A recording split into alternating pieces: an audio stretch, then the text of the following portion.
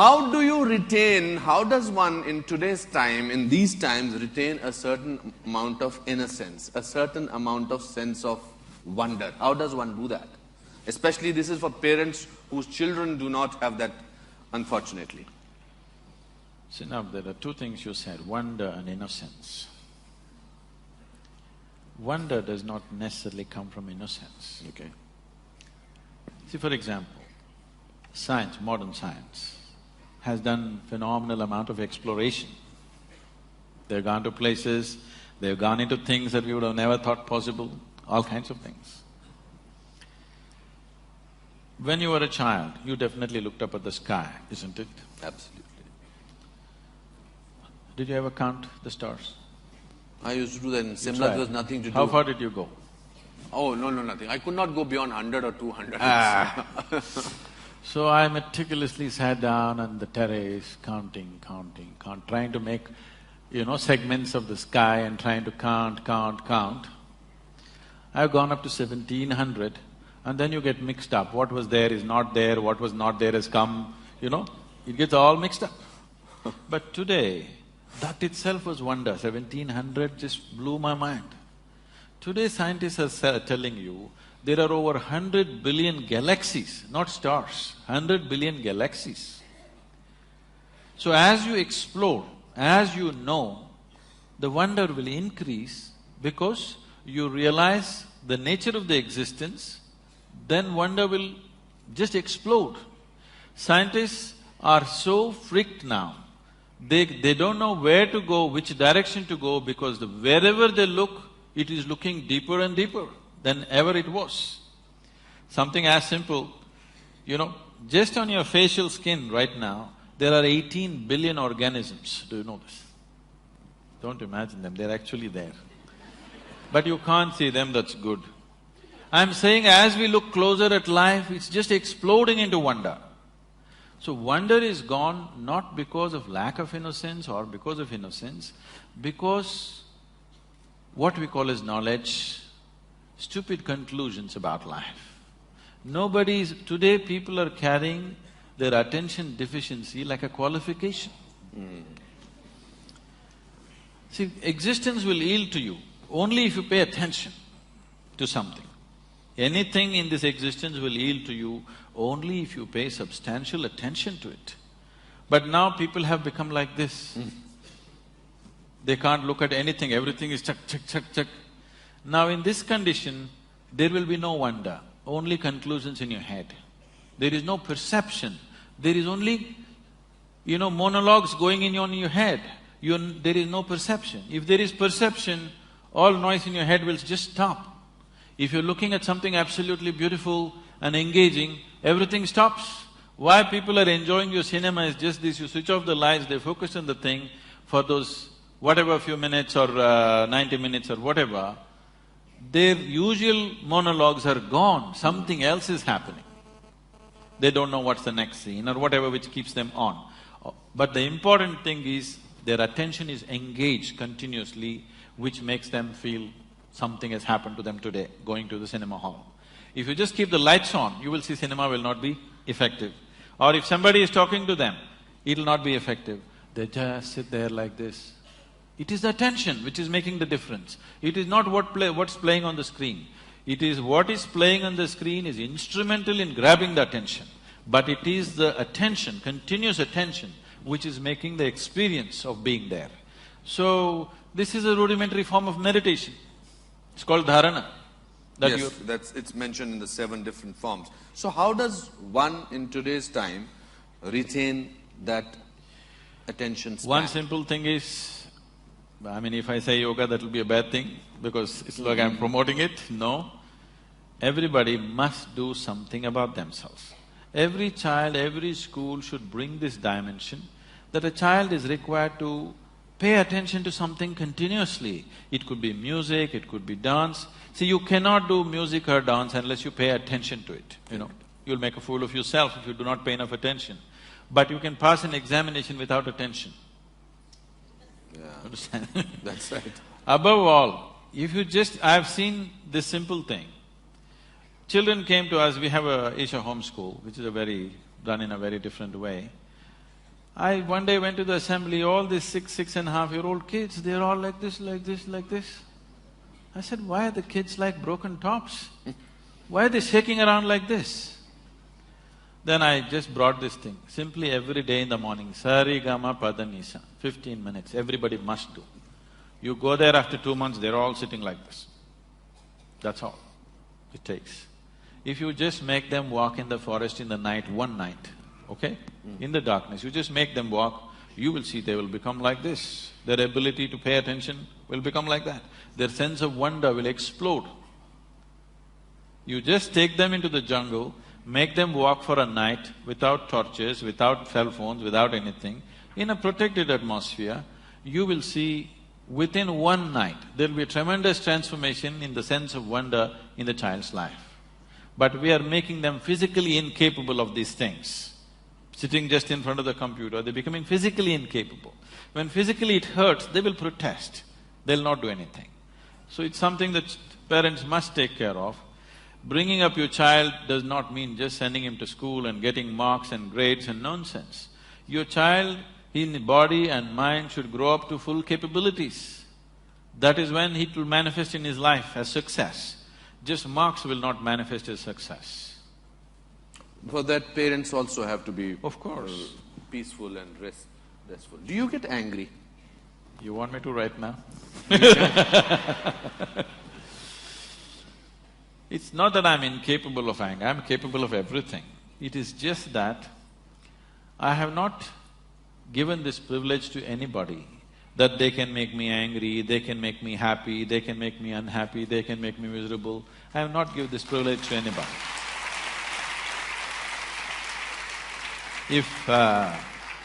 If somebody need to be shouted at, boom, I'll go. So what makes you angry? It doesn't make me angry. If they need a shouting, I'll give it to them. See, there are different kinds of people in the world. There is somebody here, if I just look at them, they'll understand why they're being looked at. There's somebody else here, if you look at them, they'll just stare back at you. If you tell them gently, they will understand. There is somebody here, if you tell them gently, they won't get it, you have to shout at them. There's somebody else here, even if you shout, they won't get it, you have to knock them on the head and tell them. Different levels of sensitivity in the world. Your action should be appropriate to the situation in which you exist. I am not bound like this, I will not say this, I will be gentle, I will be nice, I have no such things. I am just appropriate to the situations in which I exist. What you need, I will do. If you need only shouting, I will do. What's my problem? What's your shortcoming? Huh? My shortcoming is, I'm not tall enough. You're the tallest man right now, you're here. We know that. I came little short. What is your shortcoming? Others should tell me, isn't it? If I knew, I would fix it. If I knew what's my shortcoming, I would fix it. You are a person who self-evaluates, I'm sure, very well, who knows himself. If he knows the world or he feels that he knows the world, you know, must be knowing yourself. What is it? See, this is… I'm restless, like let me put it, I'm restless. I don't know how I'm talking because it's wonderful to listen to you, but I'm restless, I know it. So I think it's a shortcoming, I need to settle down. What is your shortcoming? It's very difficult to explain this because you're looking at, okay, as a person everybody has pluses and minuses like this. It is not that I am all plus, no minus, I'm not thinking like that. It is just that it's very strange. I'm not really a person, that's my problem. I can, in any given moment, I will just make myself as it is necessary for that situation. Sometimes, if it's not successful, I will adjust it a little more. So it's just that I'm made like this, if I sit like this by myself, I don't have a single thought on my mind. If I sit… sometimes I shut my doors for 4 or 5 days, I don't have a single thought. I don't look out of the window, I don't read, I don't do anything. So, I don't have a personality as such. So, I am neither plus nor minus, I am just like, at this moment I have to make myself up, okay, how should I be right now? How are the people around me? Accordingly I am. Otherwise, maybe in certain moments or in certain situations, I might not have succeeded as well as I could have because I did not grasp the situation at that moment, as I should have.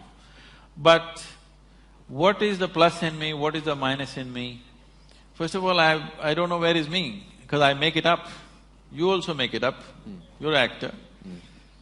But I don't act, I really make it up. And everybody is making it up, but they believe it's true. I know it's not true. So, I don't know how to add pluses and minuses to me when I don't exist as a person. When was the last time you cried? Every day. Not out of ecstasy, but out of feeling for somebody. Every day, I would say. Out of compassion, out of… That's what just now, see, I'm like this. If I step on an ant, tears may come. If my mother dies, I'll simply sit there stoically, without a teardrop coming out of my eyes. Not because I have nothing for her. It is just that… it's very difficult to explain. When I want, I can go. When I don't want, I just keep quiet. So right now, Pallavi was playing that movie. I just saw those kids. I know every one of them in the village. They've all grown up now. This is some 4-year-old shot. I was just there 2 days ago and these kids were all over me. So when I looked at them, naturally a teardrop comes to me. Then the photographers come, I just suck it back. Okay? So I'm saying everything that happens within me, I've 100% made it a conscious process. If I want right now, I can go into tears. If I want right now, I can laugh. If I want, I can just sit still here without doing anything. You can make a very good actor then. If you are so controlled with your emotions that you can… Right now I can see tears in your eyes. No, I mean, if we go into the close of Sadhguru, we know that. So you were while talking. So… What is… do you feel lonely? Lonely? I've never been lonely. Okay. Because the Creator has never left me alone for a moment. I suddenly felt a sense of loneliness in you in this fraction of a second. The Creator has never left me alone for a moment. Who is the Creator? He's not left anybody alone for a moment. It's only because it's throbbing within you, you're alive, isn't it? Either you're conscious of it or not. You said just now that your Creator has never left you alone. Yes. So who is that Creator? What do you mean, who? There is creation. My first question was… There is creation, right? There is creation. Did you create it? No. No. So something obviously created it. The thing is, being human, you want to draw a human picture. Who is that? That's not the point. Here within you, it is in the human form. If there is a dog, it's in the dog form. If it's an ant, it's in the ant form. If it's a tree, it's in the tree form. But the source of creation is throbbing in everything. Because people are unconscious that such a huge thing is happening within them, there is a possibility of them feeling lonely. When you're alone, if you feel lonely, obviously you're in bad company, isn't it?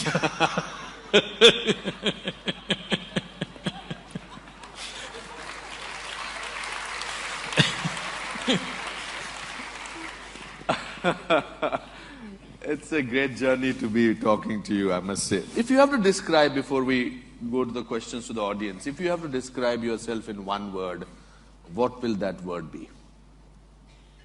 I usually do this exercise with my actors, students, because then we see that if that word is going to be… In fact, it's for all of you. In your mind, please think, if you have to describe yourself in one word, what that word will be. And whether that word will be there, the same word after 5 years, 10 years, or was that word before 5 years. So if Sadhguru has to decide, and if he has to, tell me to describe himself in one word, one that…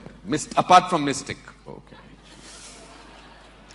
Would you consider wildlife as 2 words or 1 word? What is the word? Wildlife. It's… for you it's 1 word. 1 word. So life,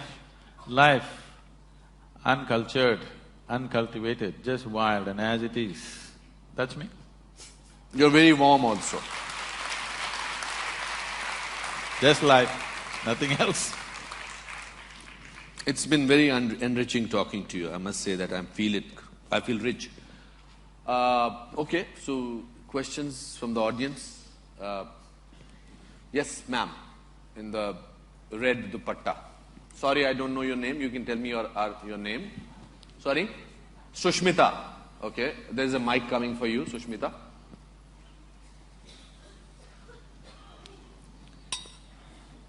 Firstly, I'm overwhelmed to see both of you. And I went through the inner engineering program like 2 months back. I'm very thankful to Sadhguru for it. My question is related to what Sadhguru just said, that if we want to bring the difference in India, we all need to step out and do things on our part.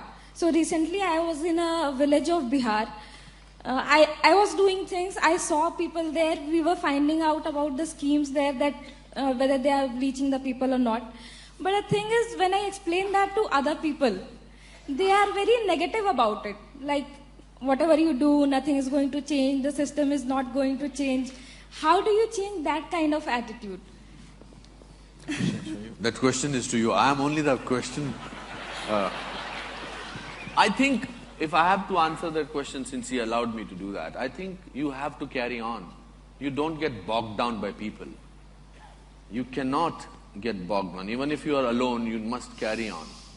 There's an incident that I went through when I used to work for Dilkush Special School for mentally challenged children.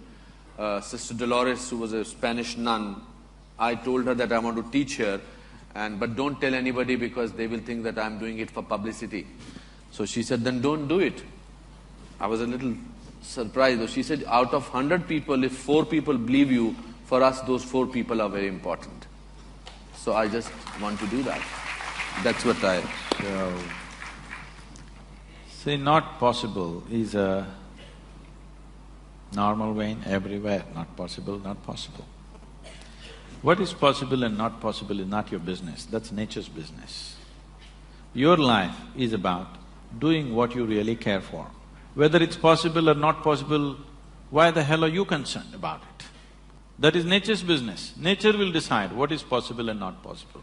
Your business is just to work for what matters to you. If you don't do what you care for, if you do not create what matters to you, why are you living your life? What is the point of existing here if you're not doing what really matters to you? If you're doing some other rubbish which is safe, what is the point? Your life is worth it only if you're creating something that you care for, isn't it? If you're not creating what you care for, it's a wasted life before you live it. See, when we moved into the ashram in Coimbatore about 18 years ago, next to us is a rainforest. It's very rich and fantastic, but this particular hill right behind our ashram all the big trees were taken down in this one hill alone, because there was an illegal furniture industry right opposite to where we are, and we had to buy that out and dismantle it. They had removed all trees in this except the smaller ones. So in summer times it'll get brown and it radiates heat, and ashram temperatures would be at least 3 degrees to 4 degrees sometimes warmer than Coimbatore city. So I told our people, I think we should plant this mountain up. They said, Sadhguru, mountain planting? You made us do all kinds of crazy things, but planting up a mountain. Then I came with a simple formula. I said, you are not going to take plants and plant it, we will just do it this way. I created a contraption with which they poke. The main thing is why people have done it before and it doesn't work. Why it doesn't work is, they have set mindsets. They're not looking at… See, because you're not passionate enough, so you don't look hard enough. You plant a seed in the forest, animals walk on it, it gets plastered, black cotton soil, no seed will ever sprout because it gets hard. So we just poked with a conical metal thing, put 2 seeds, and I said, put sand, not soil. So put sand. About 21 days, a little over 3,000 volunteers. All we provided was midday meal on the mountain. They sang songs and like picnic we walked around. Today you come and see, all the trees in this mountain are about 15 years old and it remains green through the summer. Our temperatures are at least 3 degrees lower than Coimbatore city. And based on this, when some UN agencies came and they predicted in 1998, they came and made a prediction, by 2025, 60% of Tamil Nadu will be a desert. I don't like any kind of predictions, because predictions are made by people who are incapable of a plan in their life, you know. Absolutely, yeah. You're not taking human aspiration into consideration, you're just taking cold statistic and trying to decide the future of the world. So I said, let me see it for myself, and I traveled around. I just drove across Tamil Nadu in a week's time, and I saw that the prediction was wrong, because in my estimate it would happen much sooner than 2025. Then I thought what to do, because Tamil Nadu is one region on the planet which has an agricultural history of 12,000 years of farming on the same land. Some places, the same communities and same families have been existing for 12,000 years. They've been doing farming. The only other place which has such history is some parts of South America. Nowhere else there's a 12,000 year history of agriculture. 12,000 years this land has nurtured us. In one generation, we're going to turn it into a desert. It didn't look like a good idea to me. So I just made a barefoot calculation. Tamil Nadu's green cover is 16.5%. National aspiration is 33%. How many trees should we plant? I just made a simple barefoot calculation and arrived at 114 million trees. If you plant in 6 to 8 years, in 15 to 20 years, we'll have 33% green cover. So I called a group of people and said, we need to plant 114 million trees. Their eyeballs flew, Sadhguru, do you know what that number is? I asked them, what's your population, Tamil population? They said 62 million. 62 million people. If all of us plant one tree today, nurture it for 2 years, plant one more, what's the number? You got it? Why is it? Even a beggar on the street can plant one tree, isn't it? It doesn't need any capability. Only willingness is missing, isn't it? The necessary concern is missing. Because we don't understand how life happens. We think life happens out of supermarkets and shops. Life happens out of the planet. If you don't nourish it, it will not happen. So, what is possible and not possible? Leave that to nature. Today we've planted over 14 million trees in 6 or 7 years now. Tamil Nadu's green cover has gone up officially by 5.2%. The Google Maps show that over 7% increases happen. This is the only part of Asia where actually green cover is going up. Tamil Nadu is the only place where this is happening. And I want you to know, we did not give up our life to do this. We did not give up our life to do this. To turn this mountain green, we worked only about 22 days. To make this 14 million trees happen, we have worked, a certain group of people are working full-time, rest of us have just pitched in here and there, that's all. You don't have to give up your life to make these things happen. It is just that getting everybody involved is the big thing. Correct. Yes, yes sir. Mic to this gentleman, please. Forward, forward. Yes.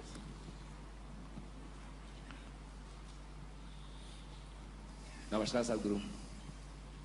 So my name is Kamal, I'm a 42-year-old professional. I work in a… Little closer to the microphone. I work in a complex technical environment, so just so there's some perspective. So here's my take on it so far. It's a really big rock of millions of rocks that are floating around out there. It's not… Can you keep the must mic hold closer to your face, please? That's right. There's one big rock that we're on. It's one of millions of them floating out there. There's 6 billion of us like ants living on it. We recently turned clever, about 5,000 years for us, and we did… Sorry, I'm really not getting it. You must hold the microphone like… Okay, I'm sorry. It's quite safe, you must… Okay.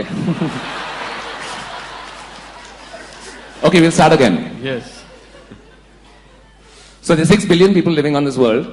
We recently turned clever, maybe about 5,000 years ago for us, and Western civilization maybe 2,000–3,000 years, and they think they're very clever.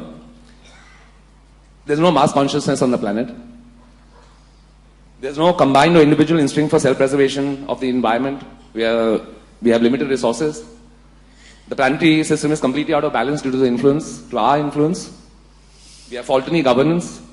The only form of governance that I think I like so far is a benevolent dictatorship, which you run in the ashram, and I think that's the only thing that works so far. There are separations of every kind, country, religion, race, color, creed, status. What's your question? Where's the hope? Where's the hope? What's it going to take to change this mess? Please sit down. I mean, all these statistics are there, that's exactly what he was saying. You're looking at all the horrible things. You're not looking at all the beautiful things. The earth is still spinning on time.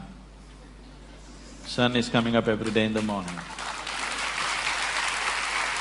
Flowers are blossoming. The earth is still rich.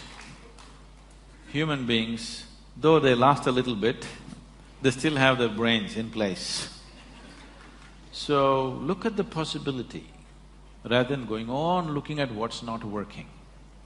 I am not saying we should not understand what's not working. Yes, we have to understand what's not working. But don't fill yourself with that. Fill yourself with a dream to create a possibility. Why sitting here, a young man like you going on saying this is happening, that's happening, where is the hope? You'll only get depressed. You getting depressed is not a solution. You getting depressed is one more problem on the planet. Yes? Already we have enough. That's a good one. And I wanted to just get up and look at all these people. They're nice, healthy, vibrant people.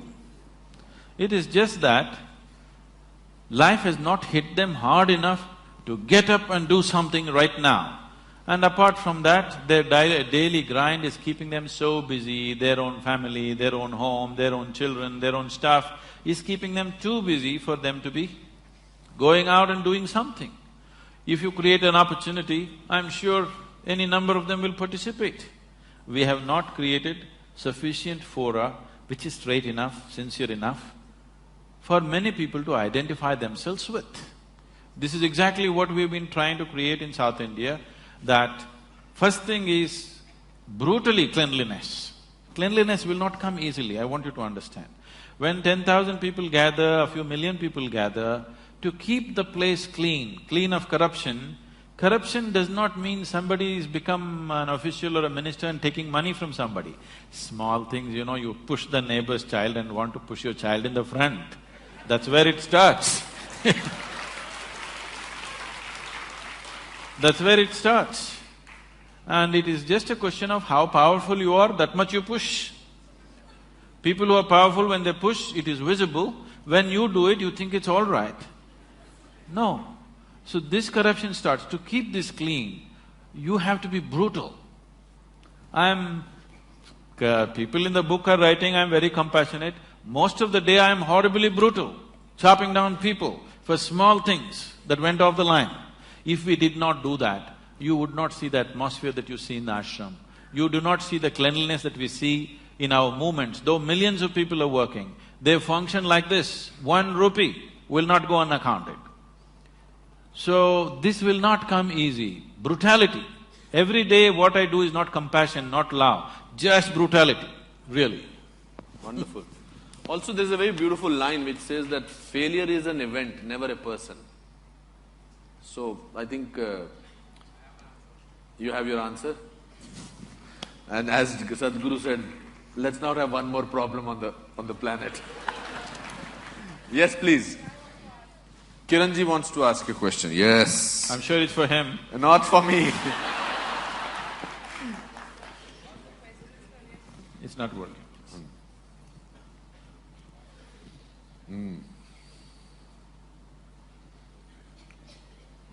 All the questions for Anupam still remain unanswered, even though I've asked them very often.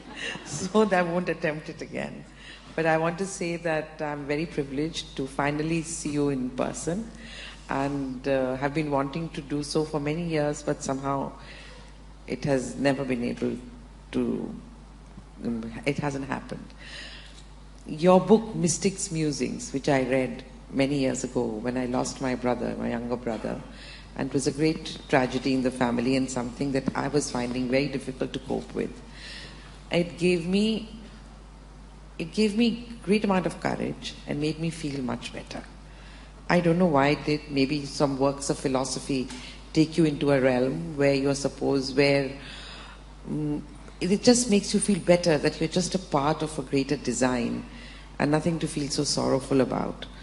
Also, it talked a lot about spirits. It talked a lot about life being a continuous process.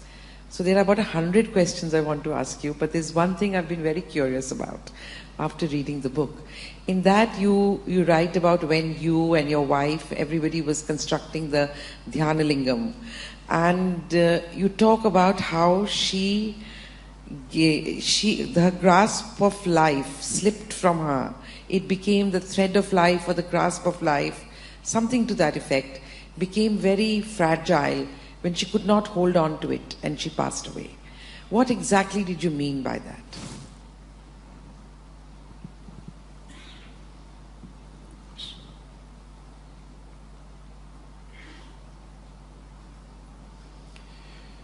See, the life within you, the life within you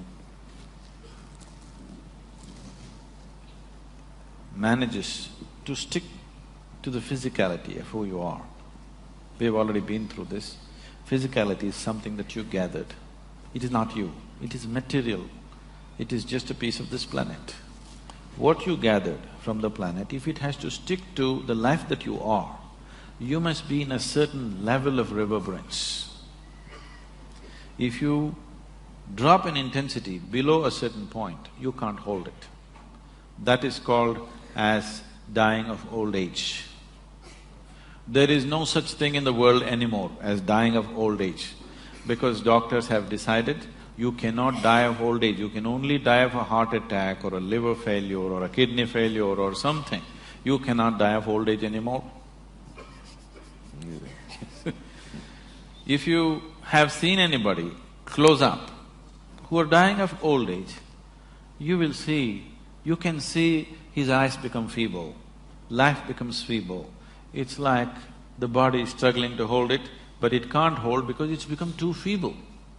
If the reverberation goes below a certain level of intensity, it can't stick to the body, it will leave. So that is generally understood as leaving peacefully, because without struggle it just passed on. That's the reason why the word passing on has come. You're supposed to pass on, you're not supposed to kick out. So that is if the intensity drops. Another way to leave is you raise the pitch of life's intensity to such a pitch, it went beyond normal pitch, then also you leave the body. So spiritual sadhana is trying to get the pitch of your life to the highest point, because only if the intensity of life is high, it's like the voltage is high, that's why the lights are bright. If your voltage is low, the lights will be dim, your awareness will be dim, your perception will be dim, all you will know is just survival process. So you want to pitch it up. So when you pitch it up beyond a certain point, there is always a danger that you will slip out. So we will fix certain things. We will fix certain things when a spiritual aspirant is progressing with a certain rapidity, we will fix the body in a certain way so that that cannot happen. Just yesterday I was, at the ashram satsang when we were there, one lady asked why women are asked to wear, the toe rings. What do you call this in Hindi? The toe ring, not you, you're not wearing. Bichwa. Yes. So it's called mettu in South. Why women are asked to wear toe rings when they get married? Because marriage was supposed to be such a huge experience that they could leave the body. At the age of 8, they would marry them. They will never see each other till they're 14 or 15. But emotionally, psychologically, she is cultivated to believe that her husband is like God. When she meets him, life will explode. That possibility in the child's mind has built up. When she is physically mature, she is brought into marriage. Because in this country, in this culture, there is no business, there is no marriage, there is no child, there is no family. Everything is just a tool towards your liberation and mukti. You get married because you want to use that as a tool to your liberation. You raise children because you want to use that as a tool to your liberation. You become a sannyasi because you want to use that. It does not matter what you do. Everything is towards your mukti or liberation.